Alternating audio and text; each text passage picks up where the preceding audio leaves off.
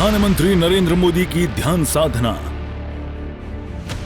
जहां स्वामी विवेकानंद को मिला ज्ञान, वहां प्रधानमंत्री नरेंद्र मोदी लगा रहे ध्यान। चुनाव का आखिरी दौर, पीएम मोदी मौन। शरीर पर भगवा वस्त्र,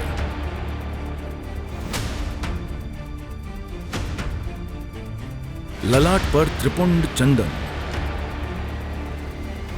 हाथ में रुद्राक्ष की माला।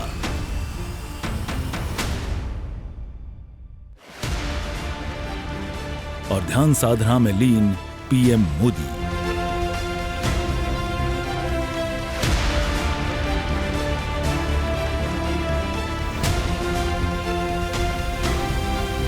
ये तस्वीर उस ऐतिहासिक स्थल की है जहां साल 1993 में भारत के महान संत, युवाओं के प्रेरणा स्रोत स्वामी विवेकानंद ने एक भारत श्रेष्ठ भारत के सपने को लेकर ध्यान लगाया था।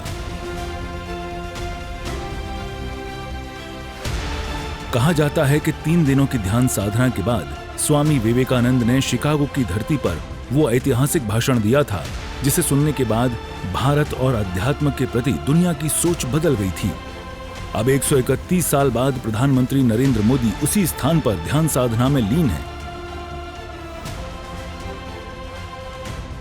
7वें चरण के लिए 30 जून को शाम 5 बजे चुनाव प्रचार का शोर थमने के बाद पीएम मोदी सीधे कन्याकुमारी पहुंचे, जहां उन्होंने सबसे पहले भगवती देवी अम्मन मंदिर में पूजा अर्चना की।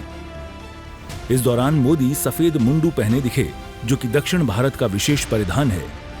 मंदिर पहुंचने पर पुजारियों ने पीएम की विशेष आरती कराई, फिर प्रसाद, शॉल और देवी की तस्वीर भेंट कर पीएम का स्वागत किया। इसके बाद PM Modi Vivekananda Rock Memorial पहुंचे और 45 घंटों के ध्यान साधना में मग्न हो गए। पीएम मोदी की ऐसी ही तस्वीर 5 साल पहले साल 2019 लोकसभा चुनाव के दौरान भी दिखी थी। उस वक्त भी चुनाव अपने आखिरी दौर में था। चुनाव प्रचार का शोर थम चुका था और देश को रिजल्ट का इंतजार था, लेकिन परिणाम की टेंशन से दूर पीएम मोदी केदारनाथ की रुद्र गुफा में अध्यात्म की दुनिया में लीन थे।